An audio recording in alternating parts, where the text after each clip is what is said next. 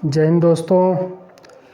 आज संविधान के भाग 3 समाप्त होने के बाद हम पहले मौलिक कर्तव्यों का अध्ययन करेंगे।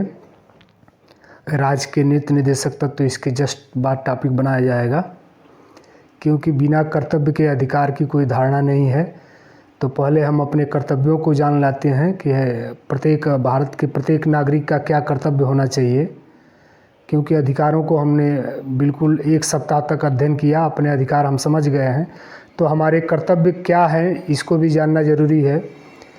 तो भारतीय संविधान के भाग 4A या उसको 4 क कहें, अनुच्छेद 51A या 51 क कहें, में मौलिक कर्तव्यों का वर्णन किया गया है। जैसा कि आप जानते हैं कि संविधान के प्रारंभ में भारतीय संविधान में मौलिक कर्तव्यों का वर्णन नहीं था, फंडामेंटल ड्यूटीज़ नहीं थी। संविधान संशोधन करके इसमें मौलिक कर्तव्यों को जोड़ा गया है। 42वां संविधान संशोधन करके इसमें 10 मौलिक कर्तव्य जोड़े गए हैं, जबकि 86वां संविधान संशोधन करके एक और मौलिक कर्तव्य उसमें जोड़ा गया जो शिक्षा का अधिकार था, तो वो 2002 में जोड़ा गया। और 10 मौलिक कर्तव्य जो जोड़े गए वो 1976 में जोड़े गए। तो मौलिक कर्तव्यों क्या मौलिक कर्तव्य हैं, और मौलिक कर्तव्य जानने के साथ साथ हमको किसी परीक्षा के दृष्टिकोण से भी इसको जानना आवश्यक है कि विभिन्न परीक्षाओं में मौलिक कर्तव्यों से कैसे प्रश्न पूछे जाते हैं। तो आइए इस पर जो है हम एक एक करके अध्ययन करेंगे। एक एक करके अध्ययन करेंगे इसमें मौलिक कर्तव्यों के बारे में। पहला देखते हैं कि इसमें प्रश्न क्या पूछे जाते हैं। इस तरह से इसको तैयार किया गया है कि कोई भी प्रश्न किसी भी एग्जाम में इससे छूटा नहीं रहेगा। पहला प्रश्न इसमें हमने बनाया, भारतीय संविधान में मूल कर्तव्य किस देश के संविधान से लिया गया है। अक्सर परीक्षाओं में पूछा जाता है कि भारतीय संविधान में जो मूल कर्तव्य जोड़ा गया है वह किस देश के संविधान से लिया गया है। तो इसका उत्तर है पूर्व सोवियत संघ रूस। ध्यान दें, जब रूस विभाजित नहीं था उस समय के रूस से, पूर्व सोवियत संघ रूस से इसका कंसेप्ट लिया गया। अगला प्रश्न इसमें बनता है, किस समिति की सिफारिश पर मूल कर्तव्य हमारे भारतीय संविधान में जोड़ा गया। वो कौन सी समिति थी जिसकी सिफारिश थी कि मूल कर्तव्यों को भारतीय संविधान में भी जोड़ा जाए। तो उस समिति का नाम था सरदार स्वर्ण सिंह समिति। क्या नाम था? सरदार स्वर्ण सिंह समिति। अगला प्रश्न बनता है, क्या स्वर्ण सिंह समिति ने अपने सिफारिश में इसे दंडनीय बनाने की बात की थी। तो उत्तर इसमें आपका रहेगा हाँ। जैसा कि आप जानते हैं कि मौलिक कर्तव्यों को एक नैतिक कर्तव्य के रूप में दिया गया है भारतीय संविधान में। भारतीय संविधान में कहीं पर इसको दंडनीय नहीं बनाया गया है, लेकिन उस समय जब 42वां संविधान संशोधन हो रहा था, उस संशोधन के पूरी समिति के अध्यक्ष सरदार स्वर्ण सिंह थे। और इससे चूंकि प्रश्न आ चुका है परीक्षाओं में कि किस समिति के आधार पर मौलिक कर्तव्यों को जोड़ा गया, तो सरदार स्वर्ण सिंह समिति के सिफारिश पर। चूंकि इन्होंने पूरे 42वें संविधान संशोधन की सिफारिश की थी, उसमें मौलिक कर्तव्य भी शामिल था। और उसमें उन्होंने इसको दंडनीय बनाने की बात की थी सिफारिश में अपने, कि जब तक इसको दंडनीय नहीं बनाया जाएगा नागरिक इसको मानने के लिए तैयार नहीं होंगे या इसके साथ अवहेलना करेंगे, इसकी बातों को, इसके आदर्शों को नहीं मानेंगे। लेकिन जब इसको शामिल किया गया संविधान में, तो संविधान में इसको मौलिक कर्तव्यों को दंडनीय नहीं बनाया गया। किस संविधान संशोधन द्वारा इसे संविधान में जोड़ा गया, ये प्रश्न पूछता है। वो कौन सा अमेंडमेंट था, कौन सा संशोधन था जिससे इसको हम भारतीय संविधान में जोड़े। तो ये 42वां संविधान संशोधन था, ये 1976। उस समय प्रधानमंत्री श्रीमती इंदिरा गांधी थी, और ये 1976 की बात है। उस समय 42वां संविधान संशोधन हुआ था। इस 42वें संविधान संशोधन के भी जो समिति के अध्यक्ष थे वो सरदार स्वर्ण सिंह थे। और मौलिक कर्तव्यों की समिति के भी जो अध्यक्ष थे वो सरदार स्वर्ण सिंह थे। ये दोनों बात ध्यान देने योग्य है। 42वां संविधान संशोधन समिति के अध्यक्ष कौन थे? देखिए एक प्रश्न आ गया यहाँ पर, 42वां संविधान संशोधन समिति के अध्यक्ष कौन थे? तो इस प्रश्न का उत्तर भी होगा सरदार स्वर्ण सिंह समिति, सरदार स्वर्ण सिंह समिति। इस प्रश्न का उत्तर भी यही होगा। जो मूल कर्तव्यों की समिति के अध्यक्ष थे वही 42वां संविधान संशोधन समिति के भी अध्यक्ष थे। तो ये दोनों बात ध्यान देने योग्य है। अगला प्रश्न बनता है 42वें संविधान संशोधन द्वारा कितने मूल कर्तव्यों को जोड़ा गया? संविधान के प्रारंभ में कितने मूल कर्तव्य थे? एक भी नहीं थे। 42वें संविधान संशोधन द्वारा कितने मूल कर्तव्यों को जोड़ा गया? तो 10 मूल कर्तव्यों को। उत्तर क्या होगा? 10। कितने जोड़े गए? 10 मूल कर्तव्य जोड़े गए। किस संविधान संशोधन द्वारा? 42वें संविधान संशोधन द्वारा। वर्तमान में कितने मौलिक कर्तव्य हैं? यदि प्रश्न ये आता है कि प्रेजेंट टाइम हमारे भारतीय संविधान में कितने मौलिक कर्तव्य हैं, तो उत्तर आपका होगा 11। 10 तो जोड़े गए हैं 42वें संविधान संशोधन 1976 में, और जो एक 11वां जोड़ा गया है, ये जोड़ा गया है 86वां संविधान संशोधन वर्ष 2002 में।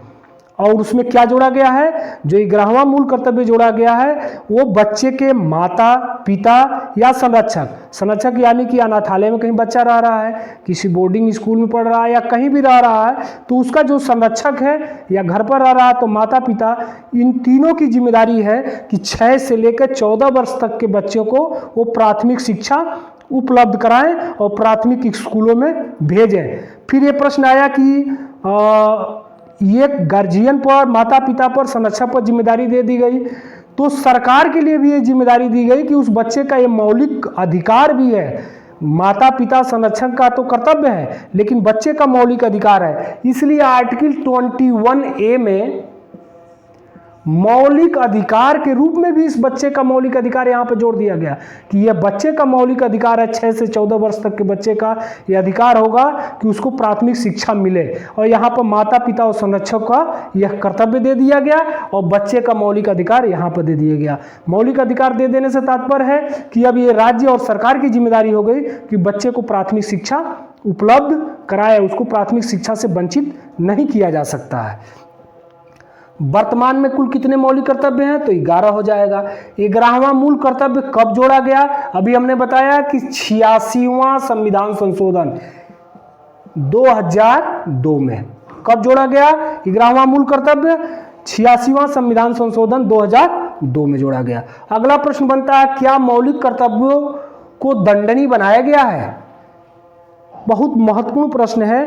क्या जो 11 वर्तमान संविधान में जो 11 मौलिक कर्तव्य हैं, अगर इनमें से किसी भी एक कर्तव्य का हम पालन नहीं करते हैं तो क्या संविधान ने इसको दंडनीय बनाया गया? क्या इसके लिए भारतीय नागरिकों को पनिश किया जा सकता है? तो इस प्रश्न का उत्तर होगा बिल्कुल ना। संविधान ने इसको दंडनीय नहीं बनाया है, लेकिन संविधान ने यह व्यवस्था किया कि अगर संसद या विधायिका इससे रिलेटेड कोई अलग से कोई कानून बनाती है जो फंडामेंटल ड्यूटीज के अंतर्गत आने वाले किसी बात के लिए अगर नागरिक द्वारा उल्लंघन किया जाता है तो उसके प्राविधान के तहत उसको दंडनीय किया जाएगा। उसकी अलग से हम चर्चा करेंगे कि कौन कौन से मूल कर्तव्य है। जैसे मूल कर्तव्य 11 हैं तो उसमें फर्स्ट ऐसा मूल कर्तव्य दिखाई देता है जिसके लिए अलग से संसद ने कानून बना दिया है। उसमें 7वें नंबर का ऐसा कानून दिखाई देता है, ऐसा कर्तव्य दिखाई देता है जिसके लिए से अलग से कानून बने हुए हैं। उसमें 9वें नंबर पर जो है उसके लिए अलग से कानून बने हुए हैं।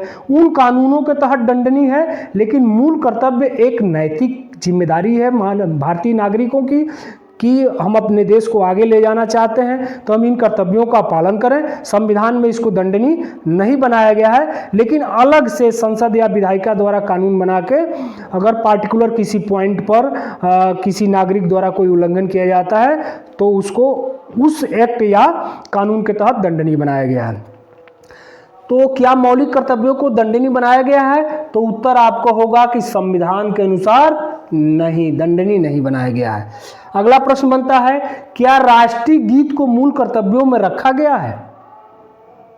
जैसे मूल कर्तव्य जो 11 वर्तमान में है, उसमें पहला मूल कर्तव्य है कि भारत के प्रत्येक नागरिक की ये जिम्मेदारी होगी कि वो संविधान का पालन करें, संवैधानिक संस्थाओं का आदर करें, राष्ट्रीय ध्वज और राष्ट्रीय गान का सम्मान करें। लेकिन उसमें राष्ट्रीय गीत शब्द नहीं आया है, तो उत्तर आपका होगा नहीं। ये बहुत ही महत्वपूर्ण है। क्या राष्ट्रीय गीत को मूल कर्तव्यों में शामिल किया गया? उत्तर आपका होगा नहीं। बिल्कुल ध्यान दीजिएगा इस पॉइंट पर। राष्ट्रीय गीत को जो मौलिक कर्तव्य हमारे 11th इस समय 11 मौलिक कर्तव्य हैं, उसमें जो पहला मौलिक कर्तव्य यही है कि भारत के प्रत्येक नागरिक का यह कर्तव्य होगा कि वो भारत के संविधान, संवैधानिक संस्थाओं, राष्ट्रगान, राष्ट्रीय ध्वज का सम्मान करें। उसमें राष्ट्रीय गीत शब्द नहीं आया है। तो इस तरह का अगर प्रश्न पूछता है तो पार्टिकुलर राष्ट्रीय गीत शब्द हमारे भारतीय संविधान के मौलिक कर्तव्यों में नहीं आया है।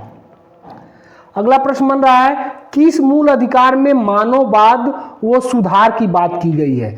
तो ये 8वां मौलिक कर्तव्य है। अभी मौलिक कर्तव्यों का जब हम 1 से लेकर 11 तक अध्ययन करेंगे तो उसमें 8वां मौलिक कर्तव्य जो आएगा उसमें मानववाद और सुधारवाद की बात की गई है, वैज्ञानिक दृष्टिकोण की बात की गई है, ज्ञानार्जन की बात की गई है। तो प्रश्न में विगत कई PCS एग्जामों में ये प्रश्न आए हुए थे, तो हमने इसको यहाँ पर शामिल किया है। जब 8वां मूल कर्तव्य हम पढ़ेंगे वहाँ पर इसकी विस्तृत चर्चा करेंगे कि किस मूल अधिकार में मानववाद और सुधार की बात की गई है।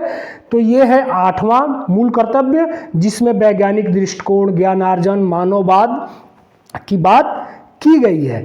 अगला प्रश्न बन रहा है कि मूल कर्तव्यों को लागू कराने वाली समिति का क्या नाम था? देखिए यहाँ पर मूल कर्तव्यों को शामिल कराने वाली समिति का नाम सरदार स्वर्ण सिंह समिति है। दोनों में ध्यान देने की आवश्यकता है। जो मूल कर्तव्यों को भारतीय संविधान में शामिल कराने वाली जो समिति थी वो सरदार स्वर्ण सिंह की समिति थी। अगला ये प्रश्न जो कह रहा है मूल कर्तव्यों को लागू कराने वाली समिति का क्या नाम था? तो ये वर्ष 1997-98 में, अब एग्जैक्ट डेट नहीं याद आ रहा, ये बर्मा समिति बनी थी। सुप्रीम कोर्ट के चीफ जस्टिस ऑफ इंडिया थे श्री जगदीश शरण वर्मा, JS वर्मा। ये वर्मा समिति के नाम से विख्यात थे उस समय, और उन्होंने ये कहा था कि प्रत्येक शिक्षण संस्थान में मूल कर्तव्यों को लागू किया जाए। प्रत्येक शिक्षण संस्थान में मूल कर्तव्यों को लागू किया जाए। तो आप देख रहे होंगे अभी सभी विद्यालयों में पुस्तकों के प्रारंभ और लास्ट में, प्रारंभ में ही प्रस्तावना और मूल कर्तव्य जरूर दिए गए हैं। NCERT की जितनी बुक आप देखिए, जितनी भी सरकारी किताब पुस्तकें आप देखिए, उसमें प्रस्तावना और मूल कर्तव्यों को जरूर ऐड किया गया है, जरूर लिखा गया है। तो ये वर्मा समिति ने सिफारिश की थी। तो प्रश्न यहाँ से 2 बन रहा है, किस समिति की सिफारिश पर मूल कर्तव्य जोड़ा गया? सरदार स्वर्ण सिंह समिति की सिफारिश पर मूल कर्तव्य जोड़ा गया। और मूल कर्तव्यों को लागू कराने वाली समिति का क्या नाम था? तो वर्मा समिति। ये दोनों ध्यान देना है इस पर। बहुत ही महत्वपूर्ण प्रश्न बन रहे हैं यहाँ से कि मूल कर्तव्यों को लागू कराने वाली समिति का नाम JS वर्मा समिति है, जो प्रत्येक शिक्षण संस्थानों में मूल कर्तव्यों को लागू कराने की सिफारिश की थी। और आप देखिए जितनी भी सरकारी पुस्तकें हैं, खासतौर से NCERT की जितनी पुस्तकें आप देखें, उसमें प्रस्तावना और मूल कर्तव्य जरूर लिखा गया है, ताकि बच्चे संविधान के मूल भावना को प्रस्तावना पढ़ के समझ लें और कर्तव्य से बोध ज्ञान प्राप्त कर लें कि हमारे एक नागरिक का अपने देश के विकास के लिए क्या क्या कर्तव्य है।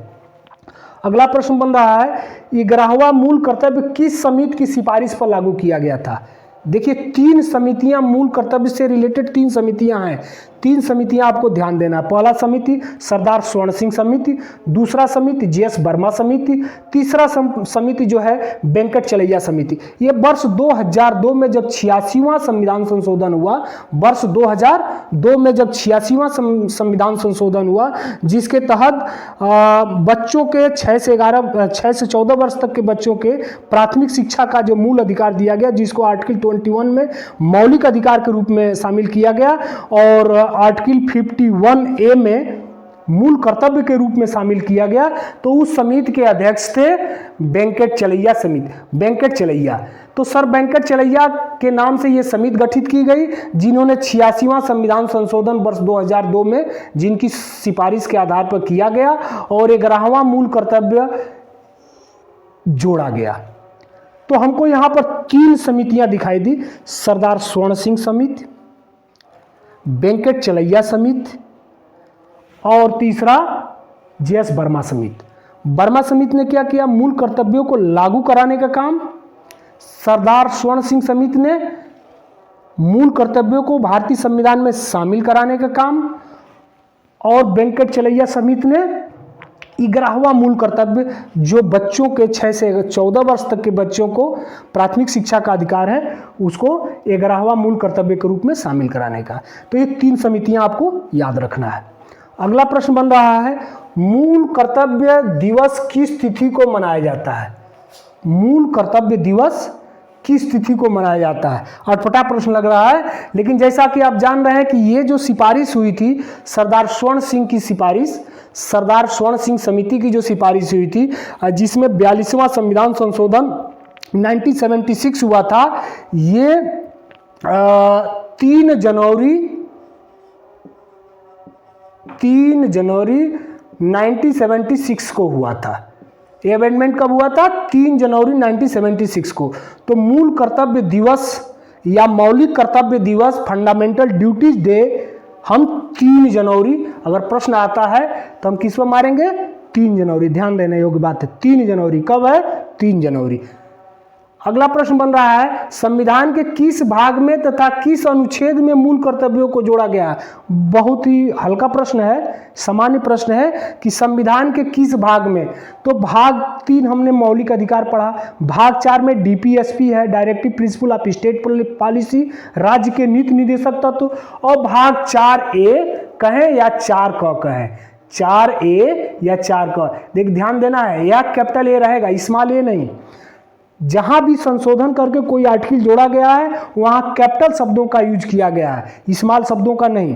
अब यहां पर कैपिटल A रहेगा या क रहेगा, तो भाग 4A या 4क, अनुच्छेद 51A या अनुच्छेद 51क।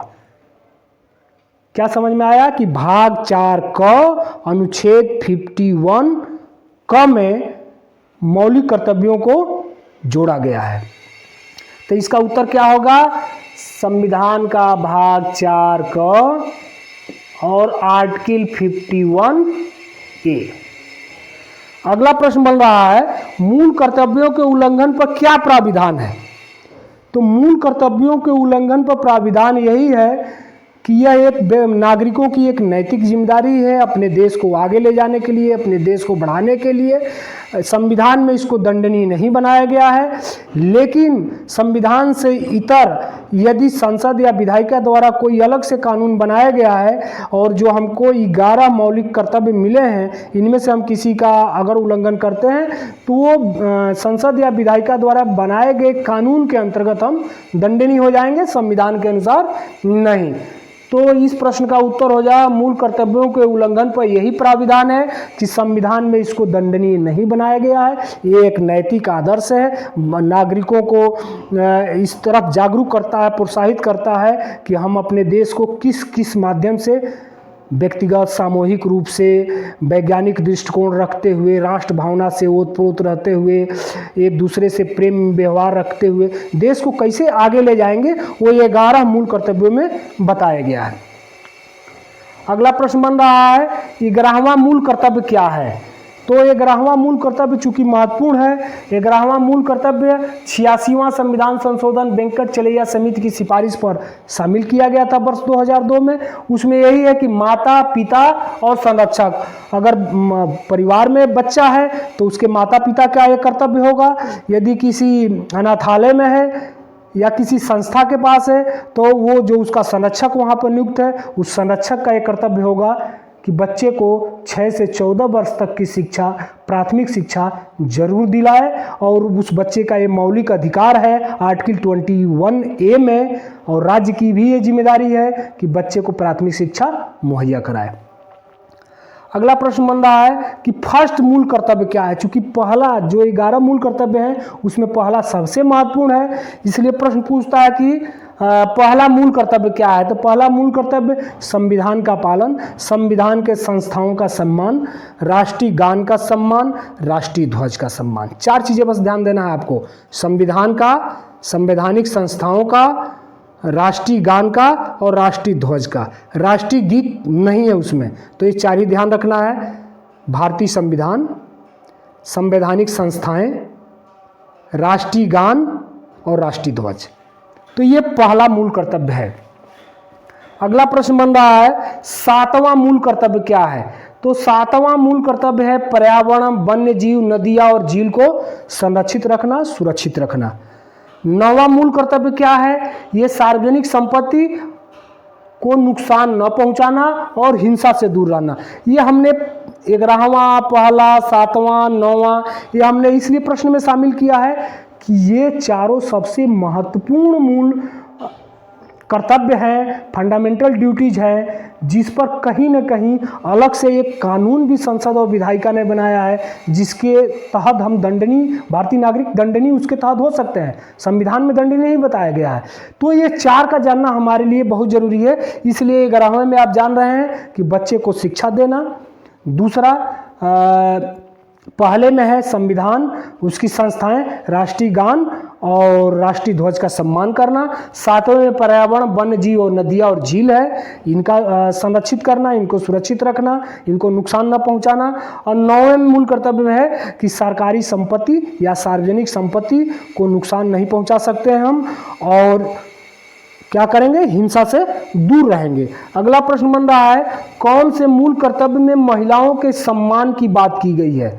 तो महिलाओं के सम्मान की बात मूल कर्तव्य की जब श्रेणी में हम आते हैं तो 5वें नंबर का जो मूल कर्तव्य है उसमें महिलाओं के सम्मान की बात की गई है, और उसमें बताया गया है कि कैसे हम समाज में समरसता कायम रखेंगे, भारतीत्व की भावना कैसे रखेंगे, और ऐसी दकियासुनी और ऐसी परंपराओं से दूर रहेंगे, दूर रखेंगे उनसे, या उनसे दूर हो जाएंगे, या उनको दूर करने का प्रयास करेंगे जिसमें कहीं न कहीं महिला के सम्मान में कमी आ रही है। तो ये आप बहुत ही अच्छा कलेक्शन है, और आप इस 20-22 पॉइंट जो हैं इसको आप नोट कर लें। फिर हम आते हैं कि मूल कर्तव्यों, जो हमारे 11 मूल कर्तव्य हैं वो क्या क्या हैं, और यही प्रश्न बस पूछे जाते हैं। ये प्रश्न अगर आपने नोट कर लिया, समझ लिया, 3 समितियों को ध्यान रखिए कि 3 समितियां कौन कौन हैं। और संविधान जब प्रारंभ हुआ था तो पूछा जाता है कितने मूल कर्तव्य थे, तो 0 था। आपको याद रखना होगा, संविधान पूछा जाएगा कि भारत के मूल संविधान में कितने मौलिक कर्तव्य थे, तो याद रखना है कि 0 थे।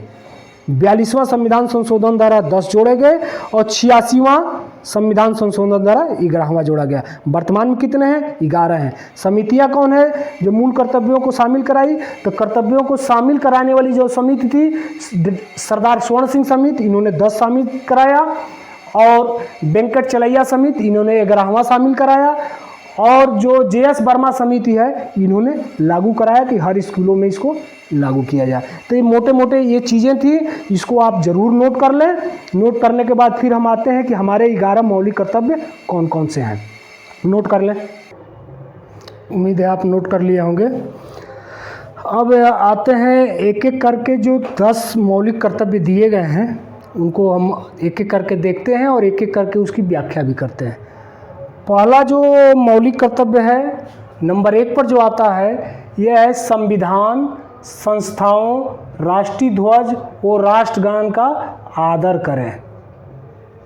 पहला जो सबसे महत्वपूर्ण है, जो पहले शुरुआत में ही लेक्चर के हमने बताया था कि जो संविधान है हमारा भारतीय संविधान, अपने भारतीय संविधान का, और भारतीय संविधान की संस्थाओं, जैसे भारतीय संविधान में कौन कौन संस्था हैं, तो आप देखिए भारतीय संविधान में विधायिका है, कार्यपालिका है, न्यायपालिका है, सर्वोच्च न्यायालय है, चुनाव आयोग है। जो भी संवैधानिक संस्थाएं हैं, जो आप संविधान में धीरे धीरे हम लोग पढ़ेंगे क्या क्या संवैधानिक संस्थाएं हैं, जैसे सर्वोच्च न्यायालय है, उच्च न्यायालय है, जिला न्यायालय है, चुनाव आयोग है, कार्यपालिका है, विधायिका है, न्यायपालिका में ये सारे न्यायालय आ गए।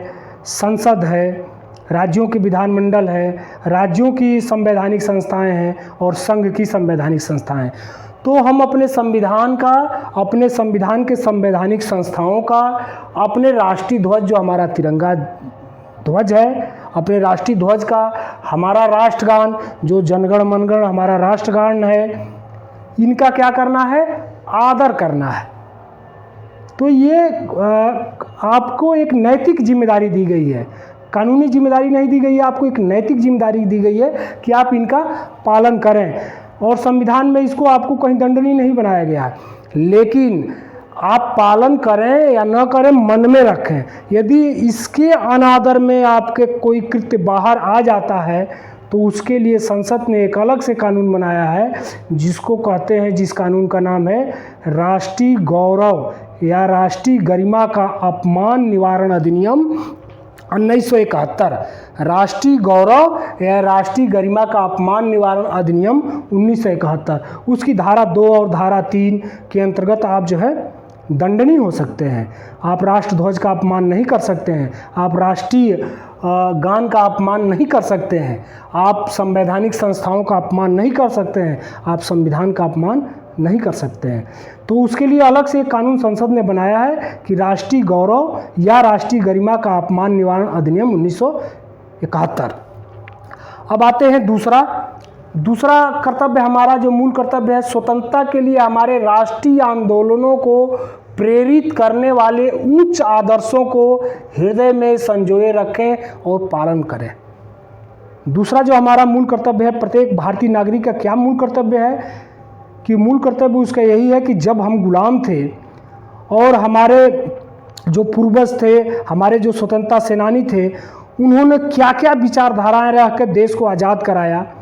सरदार भगत सिंह को देखिए, चंद्रशेखर आज़ाद को देखिए, सुभाष चंद्र बोस को देखिए, महात्मा गांधी को देखिए, सबके अलग अलग रास्ते जरूर अलग अलग थे, मंजिल एक ही थी, देश को आज़ाद कराना।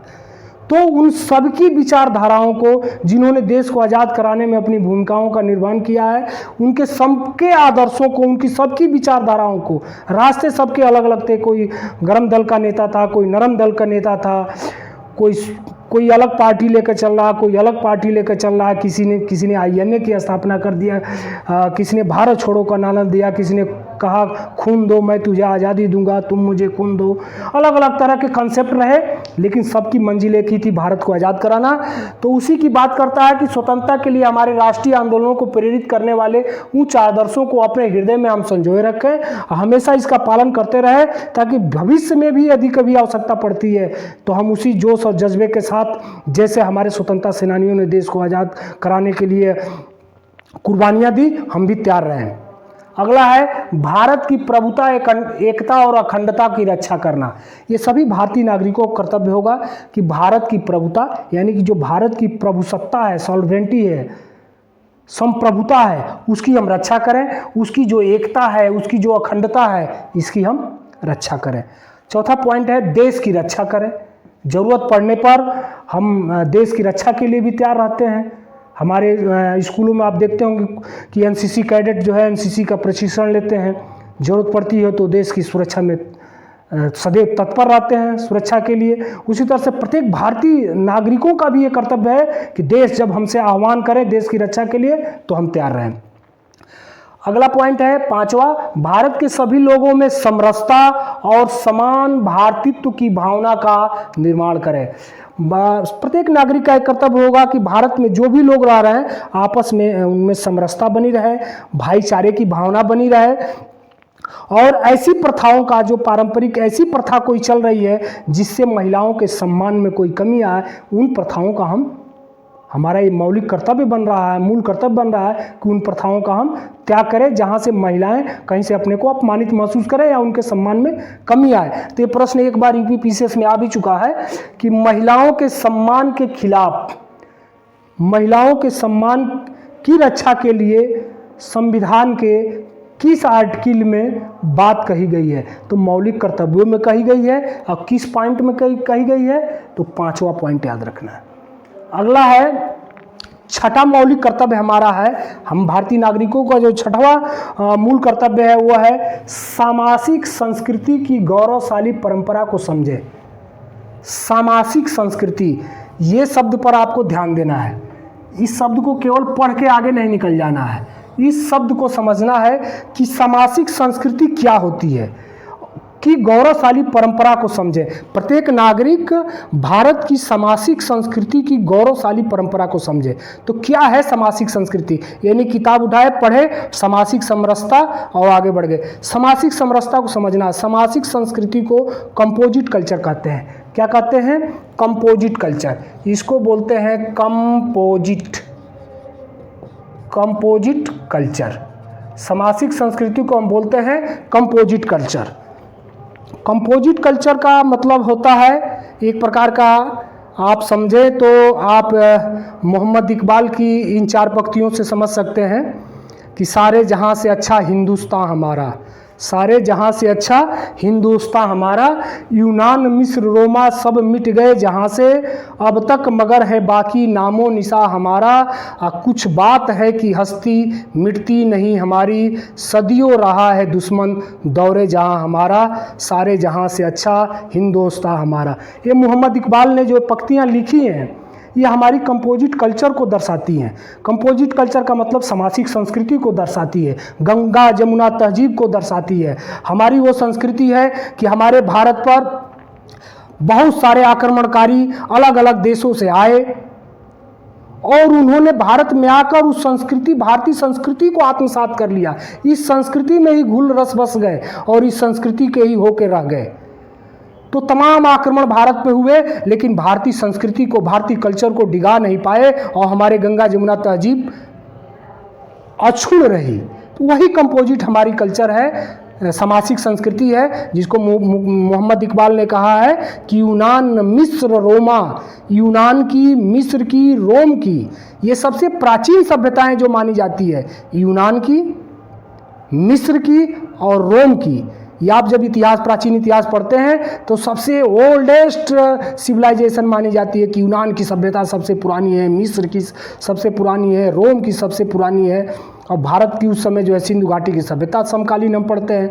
तो यही मोहम्मद इकबाल कहना चाह रहे हैं कि यूनान मिस्र रोमा सब मिट गए जहाँ से, अब तक मगर है बाकी नामो निशा हमारा, कुछ बात है कि हस्ती मिटती नहीं हमारी, सदियों रहा है दौरे दुश्मन जहाँ हमारा, और सारे जहाँ से अच्छा हिंदुस्तान हमारा।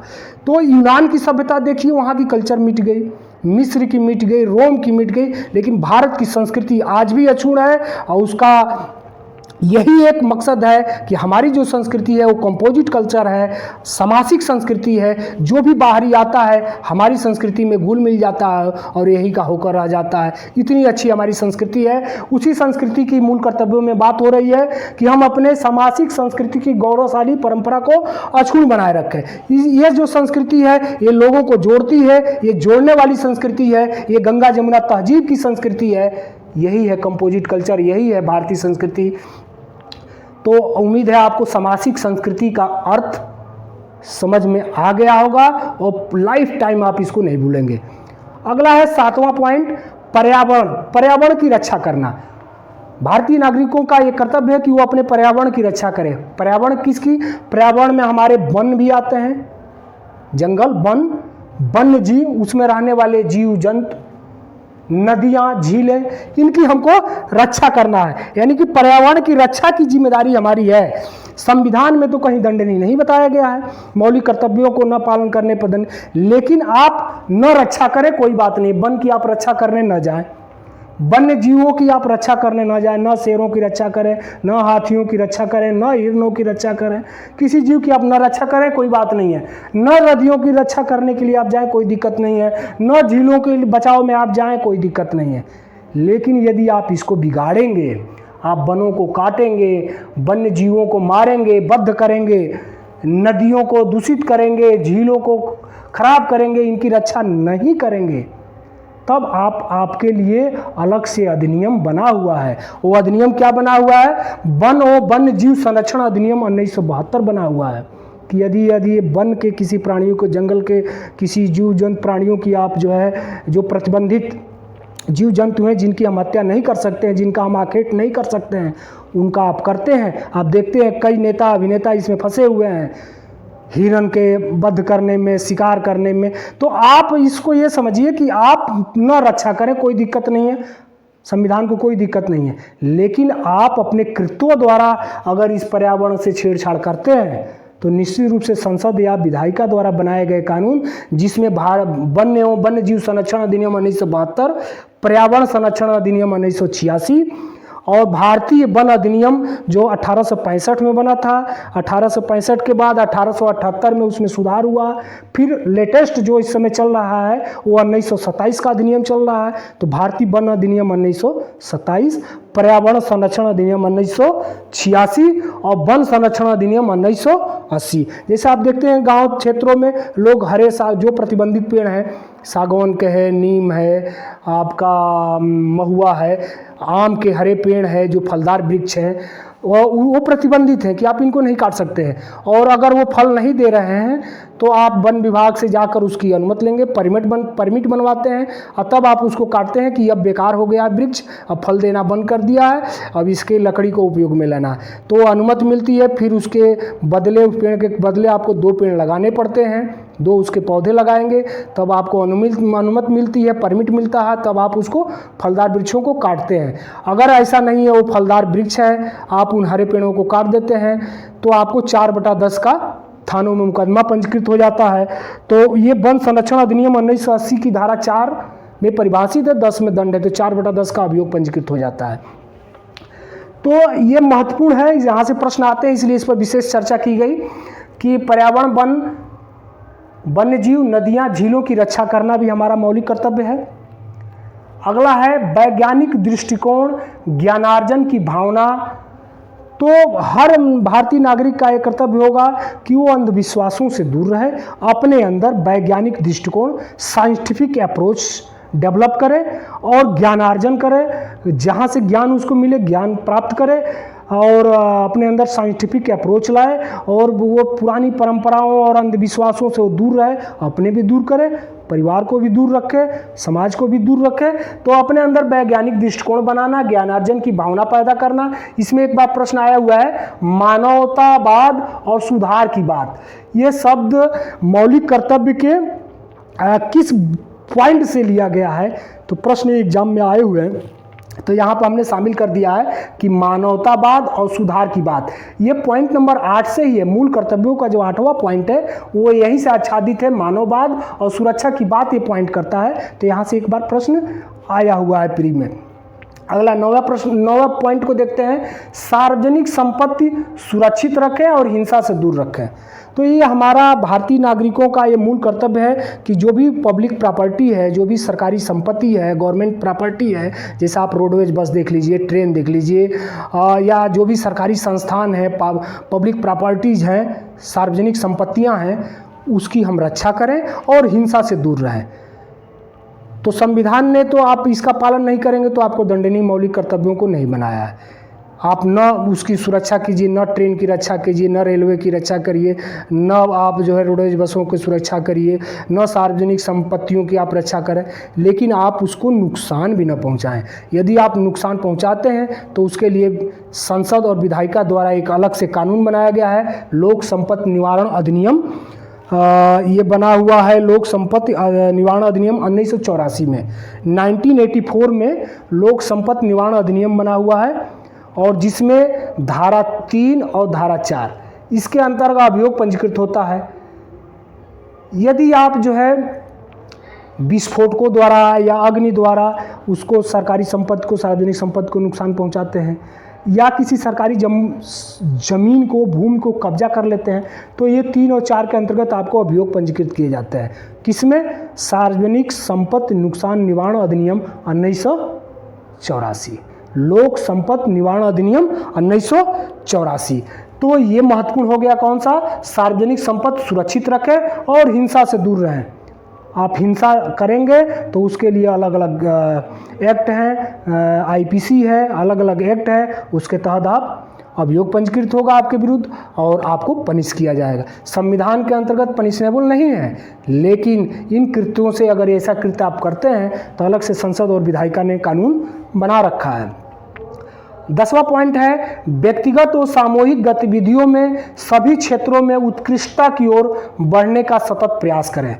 व्यक्तिगत मतलब स्वयं, सामूहिक मतलब कलेक्टिव रूप से जो भी एक्टिविटीज़ हैं, गतिविधियां हैं सभी क्षेत्रों में, उसमें उत्कृष्टता की ओर बढ़ने का प्रयास करें। यानी व्यक्तिगत रूप से भी आप कोई काम ऐसा करें जिससे देश की जीडीपी में बढ़ोतरी हो, देश की सुरक्षा में बढ़ोतरी हो और देश का मान सम्मान में वृद्धि हो। जैसे आप देखते हैं ओलंपिक में लोग जाकर मेडल लाते हैं, गोल्ड मेडल लाते हैं, जैसे अभी नीरज चोपड़ा का आपने नाम सुना होगा। तो ये लोग व्यक्तिगत रूप से जाते हैं अंतर्राष्ट्रीय स्तर के खेलों में और भारत के नाम का डंका बजाते हैं और भारत का सिर उनके इस कृत्यों से ऊंचा हो जाता है। तो व्यक्तिगत रूप से अभी आप ऐसा प्रयास कर सकते हैं। और सामूहिक रूप से कुछ सामूहिक टीमें भी जाती हैं, कुछ सामूहिक कल्चरल प्रोग्राम वाले देश का नाम रोशन करते हैं। हमारी फिल्म इंडस्ट्री जो है देश की जीडीपी बढ़ा रही है, मुंबई फिल्म इंडस्ट्री। तो आप सामूहिक रूप से भी देश के विकास में योगदान दे सकते हैं और व्यक्तिगत रूप से भी दे सकते हैं। आप कोई साइंटिस्ट अकेले बनकर आप साइंटिस्ट जा सकते हैं, इसरो में शामिल होकर देश का नाम ऊंचा कर सकते हैं। कोई कंप्यूटर के क्षेत्र में कोई बड़ी खोज करके देश का नाम ऊंचा कर सकते हैं और सामूहिक गतिविधियों में भाग लेकर कर सकते हैं। तो दोनों तरह से देश के विकास में आप बढ़ावा दे सकते हैं, देश की रक्षा कर सकते हैं। ये हर नागरिक का मौलिक कर्तव्य है। और 11वां जो आपका 86वां संविधान संशोधन वर्ष 2002 में जोड़ा गया वो है कि माता पिता व संरक्षक द्वारा, तो अगर घर में बच्चा है तो माता पिता द्वारा, अगर किसी अनाथालय में है या किसी संस्था में है तो वहाँ के संरक्षक द्वारा जो 6 से 14 वर्ष तक के बीच के बच्चे हैं इनको प्राथमिक शिक्षा की व्यवस्था या प्राथमिक शिक्षा पढ़ने के लिए भेजने की जिम्मेदारी या कर्तव्य उनके माता पिता और संरक्षक का है। जबकि उस बच्चे का ये मौलिक अधिकार है आर्टिकल 21A में, और वो राज्य और सरकार की जिम्मेदारी है कि उस बच्चे को प्राथमिक शिक्षा प्रदान कराए। तो अब इसमें जो महत्वपूर्ण है वो हम आपको बता देते हैं। ये महत्वपूर्ण है कि संविधान और संविधान के संस्थाओं, राष्ट्रीय ध्वज और राष्ट्रीय गान, इसका आदर करना ही करना है। अगर अनादर करेंगे तो राष्ट्रीय गरिमा का अपमान निवारण अधिनियम के तहत आप दंडित हो जाएंगे। तो ये महत्वपूर्ण हो गया नंबर 1। दूसरा आते हैं नंबर 7 पर, यह है पर्यावरण, वन जीव, नदियाँ, झीलों की रक्षा, पर्यावरण की संरक्षण करना। इसके लिए 4-5 ऐसे कानून अलग से संसद और विधायिका द्वारा बनाए हैं। वन्य जीव अधिनियम, भारतीय वन अधिनियम, पर्यावरण सुरक्षा अधिनियम, पर्यावरण संरक्षण अधिनियम, ताकि उनके दायरे में आप आ जाएंगे। तो ये महत्वपूर्ण है, इसके लिए अलग से अधिनियम बना हुआ है। वैज्ञानिक दृष्टिकोण आपको रखना है, इसमें ये प्रश्न आता है मानववाद और सुधार की बात, ये 8वें पॉइंट से आता है।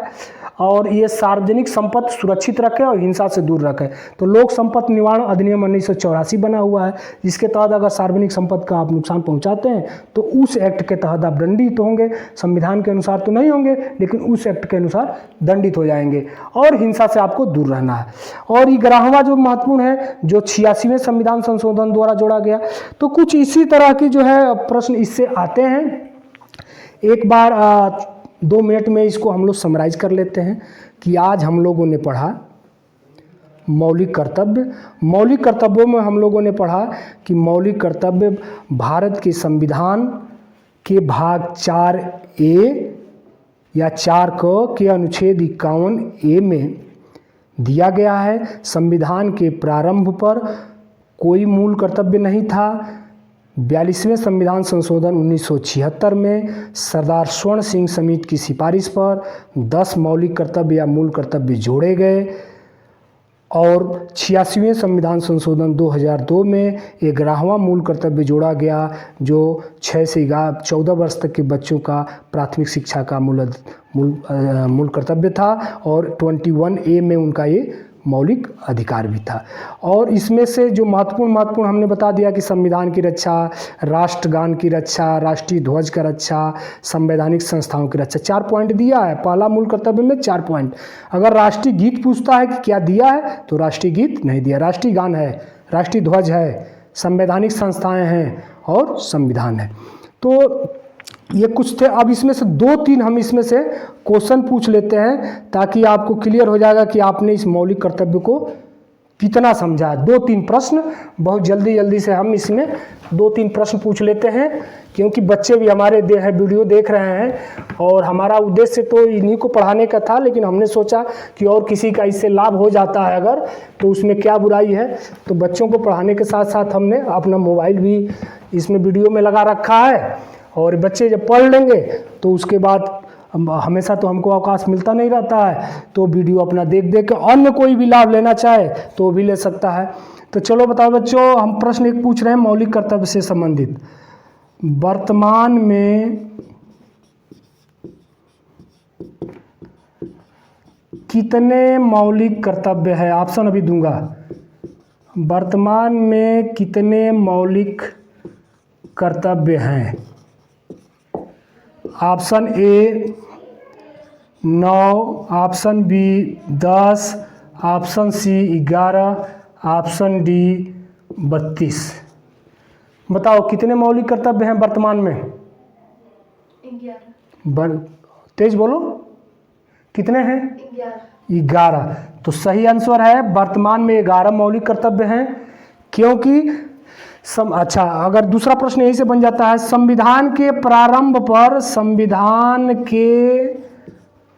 प्रारंभ पर या मूल संविधान में, संविधान के प्रारंभ पर या मूल संविधान में कितने मौलिक कर्तव्य थे?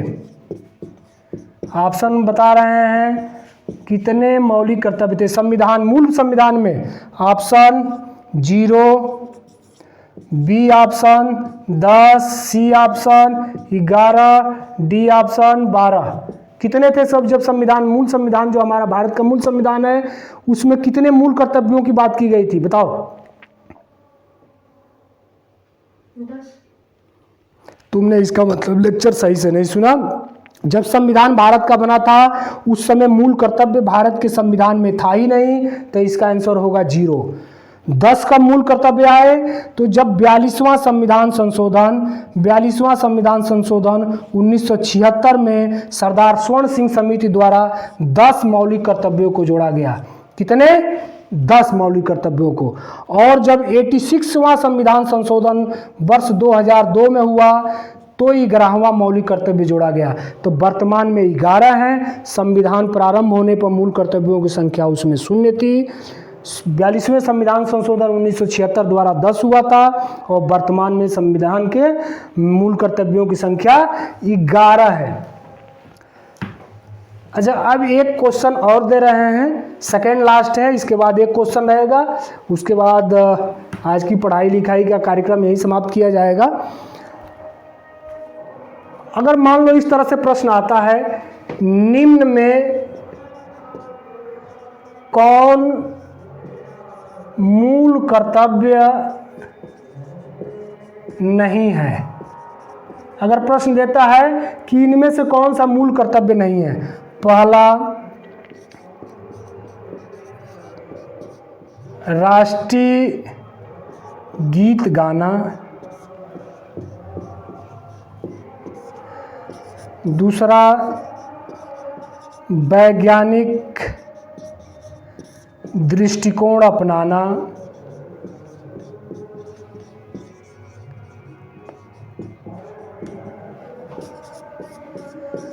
महिलाओं का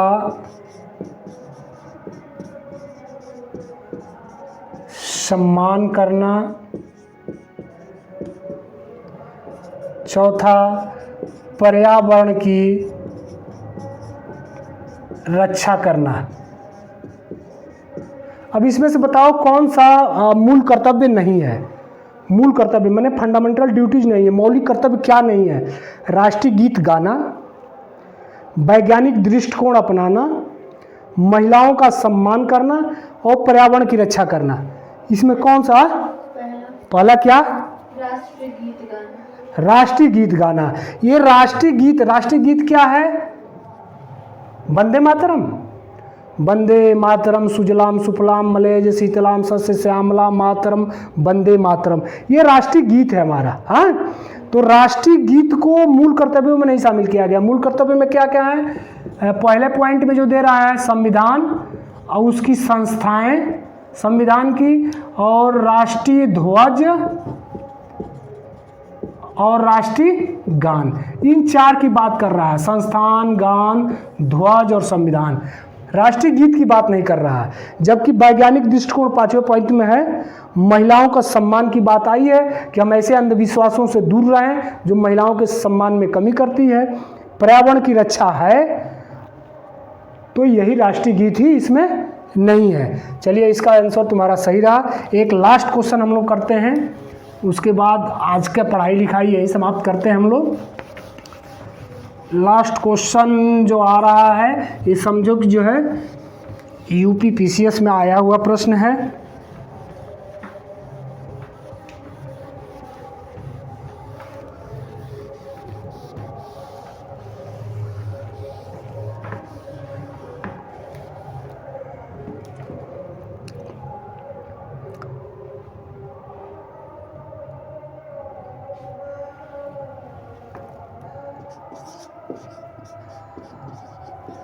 सार्वजनिक संपत्ति को नुकसान पहुंचाने पर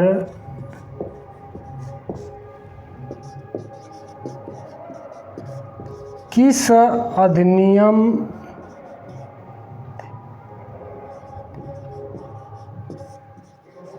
के तहत दंड का प्राविधान है?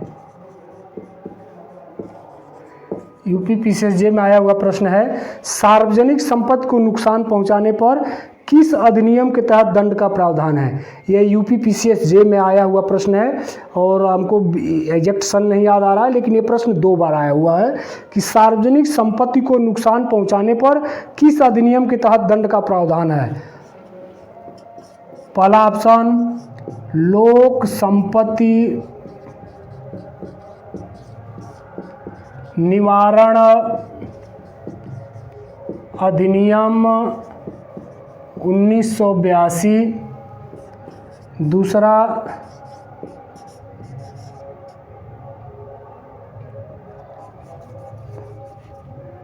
व्यक्तिगत संपत्ति क्षति निवारण अधिनियम 1984, सी है सरकारी संपत्ति निवारण अधिनियम 1980, और डी ऑप्शन है लोक संपत्ति क्षति निवारण अधिनियम 1984। इसमें बताओ कि कौन से अधिनियम में सार्वजनिक का मतलब होता है सरकारी संपत्ति, गवर्नमेंट प्रॉपर्टी, संपत्ति को नुकसान पहुंचाने पर किस अधिनियम के तहत दंड का प्राविधान है? चारों ऑप्शन में से देख के बताओ।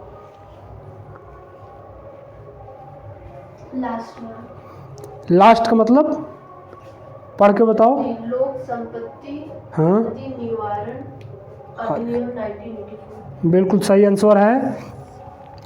लोक संपत्ति क्षति निवारण अधिनियम 1984 के तहत ये दंडनीय होगा। इसकी धारा 3 और धारा 4 सार्वजनिक संपत्ति को नुकसान पहुंचाने पर। इस सन में कोई अधिनियम नहीं बना है, इस नाम का कोई अधिनियम इस सन में नहीं है, इस नाम का कोई अधिनियम इस सन में नहीं है। ये लोक संपत्ति पब्लिक प्रॉपर्टी डैमेज जो निवारण अधिनियम है 1984, तो इसके अंतर्गत धारा 3 और धारा 4 के अंतर्गत ये दंडनीय अपराध है। तो इस तरह से आज का मौलिक कर्तव्य बहुत विस्तृत रूप से और कंसेप्ट भी इसमें क्लियर किया गया है। क्वेश्चन किस तरह से आते हैं, एक एक शब्दों का अर्थ बताया गया है। हो सकता है आपका वीडियो पसंद आया है, पसंद आए देखने के बाद। अभी तो हमारे बच्चे ही पढ़ रहे हैं, इसके बावजूद इस अगर मौलिक, हमको नहीं लगता है कि मौलिक कर्तव्य पर इससे ज़्यादा विस्तृत वीडियो बनाने की आवश्यकता है या मटेरियल तैयार करने की आवश्यकता है। इतना आप तैयार कर लेता है तो हर प्रश्न आप कर ले जाएंगे। बावजूद इसके अगर यदि आपको लगता है कि मौलिक कर्तव्य पर और विस्तृत लेक्चर वीडियो होना चाहिए तो आप कमेंट करिएगा, ज़रूर प्रयास करेंगे। थैंक यू, सभी को जय हिंद।